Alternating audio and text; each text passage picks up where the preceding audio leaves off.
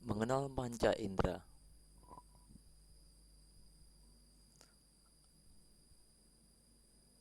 Baik, mari kita pelajari tentang alat indera manusia. Yang pertama ada indera penglihatan, yaitu ada mata. Yang kedua ada indera penciuman, yaitu dengan hidung. Dan terus yang ketiga ada indera pengecap, yaitu lidah. Dan yang keempat ada indera pendengaran, yaitu ada telinga. Dan yang terakhir ada kulit. Baik, yang pertama kita bahas tentang indera penglihatan, yaitu mata. Mata terdiri dari otot mata, bola mata, dan saraf mata, serta alat tambahan mata yaitu alis, kelopak mata, dan bulu mata. Alat tambahan mata ini berfungsi untuk melindungi mata dari gangguan lingkungan, seperti alis mata berfungsi untuk melindungi mata dari keringat, sedangkan kelopak mata melindungi mata dari benturan, dan bulu mata melindungi mata dari cahaya yang kuat, debu, dan kotoran. Fungsi bagian-bagian indera penglihatan, yaitu yang pertama ada kornea mata. Mari kita lihat pada gambar di sini. Nah, di sini ada kornea. Kornea itu bagian terluar. Itu ada seperti selaput. Fungsinya yaitu untuk menerima rangsangan cahaya dan meneruskannya ke bagian mata yang lebih dalam. Yang B ada lensa mata, berfungsi meneruskan dan memfokuskan cahaya agar bayangan benda jatuh ke lensa mata. Terus yang bagian C yaitu iris. Iris berfungsi sebagai saluran masuknya cahaya. Nah, di sini ada iris. Ya, coba perhatikan gambarnya. Nah, dan yang selanjutnya ada pupil, yaitu berfungsi sebagai saluran masuknya cahaya. Nah, di sini pupil itu biasanya disebut orang-orang mata, yaitu bisa membesar atau bisa mengecil. Nah, retina berfungsi untuk membentuk bayangan benda yang kemudian dikirim oleh saraf mata ke otak. Nah, untuk selanjutnya ada otot mata yang berfungsi untuk mengatur gerakan bola mata. Jadi, jika Anda ingin melihat ke kiri, maka otot mata ini berfungsi untuk menggerakkan bola mata Anda. Yang selanjutnya ada saraf mata, berfungsi meneruskan rangsangan cahaya ke retina, dari retina ke otak. Nah, dan untuk selanjutnya ini ada gambar. Di sini ada pupil. Di sini ada iris. Iris yang fungsi untuk sebagai pengatur. Nah, pupil ini sebagai masuknya satu cahaya.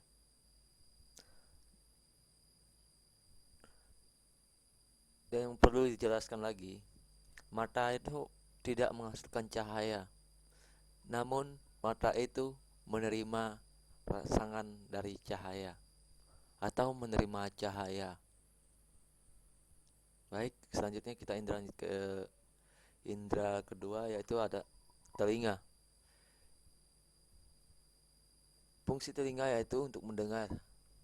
Indera pendengaran terdiri dari telinga bagian luar, yaitu daun telinga, lubang telinga, dan liang pendengaran. Nah, bagian yang tengah yaitu terdiri dari gendang telinga, tiga tulang pendengar, yaitu martil, landasan, dan sangurdi, dan saluran Eustachius. Di sini kita lihat ada gambar.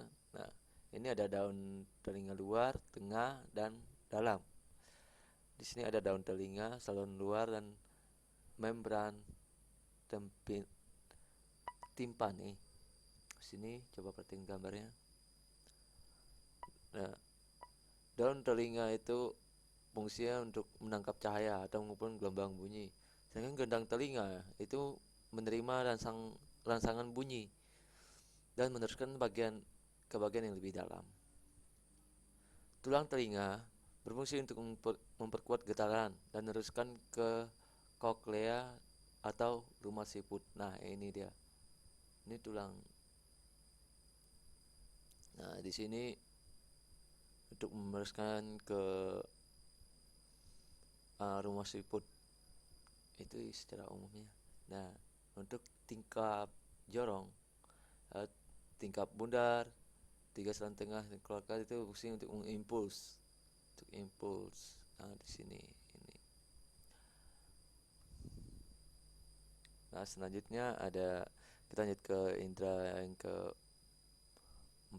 yang ketiga yaitu indera penciuman, yaitu ada hidung.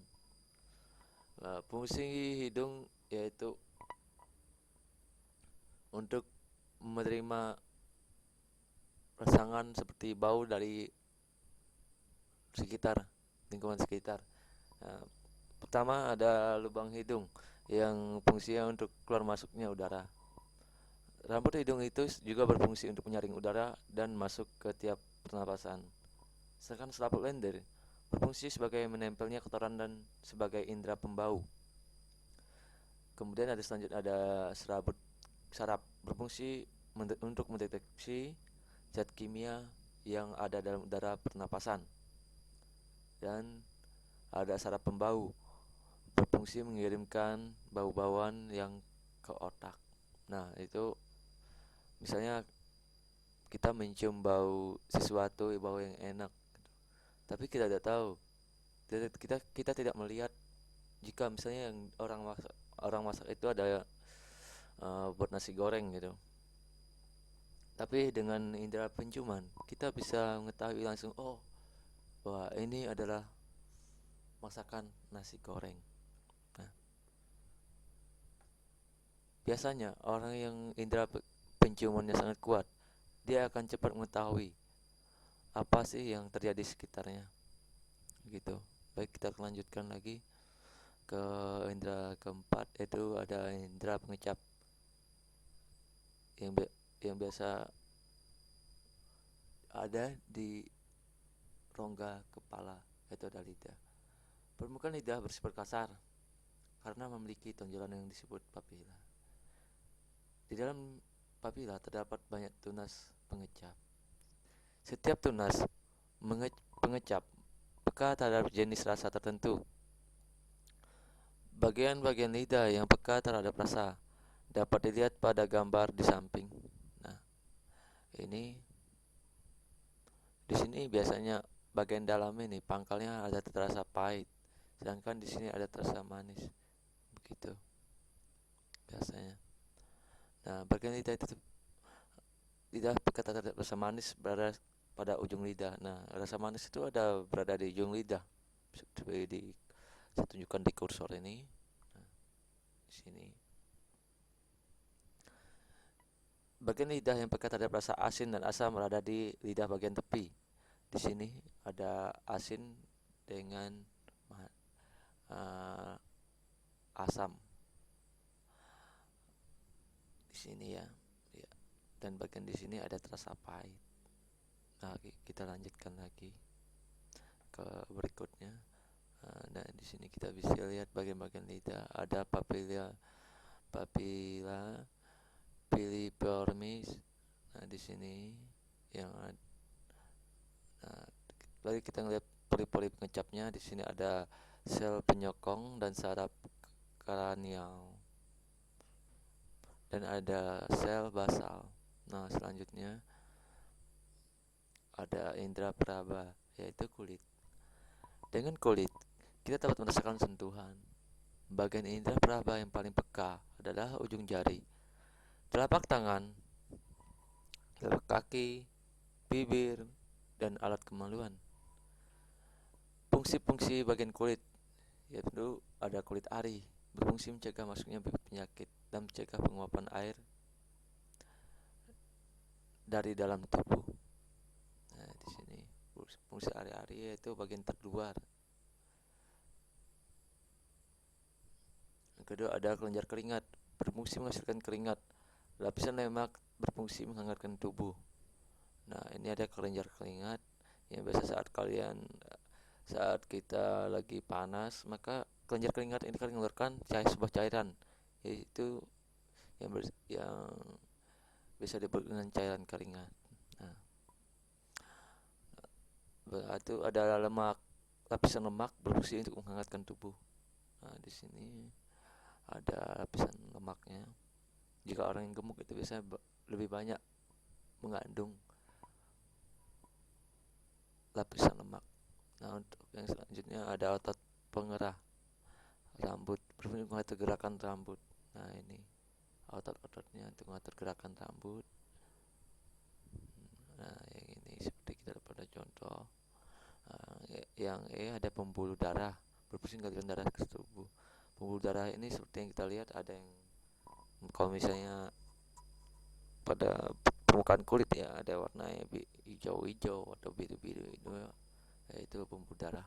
Namun ada bermacam ragam, ada yang besar, ada yang kecil. Nah, kita lihat dari gambarnya. Baik, demikianlah presentasi saya. Atas perhatiannya saya ucapkan terima kasih. Terima kasih telah berkunjung ke website ini. Website ini akan terus dikembangkan. Baik, terima kasih.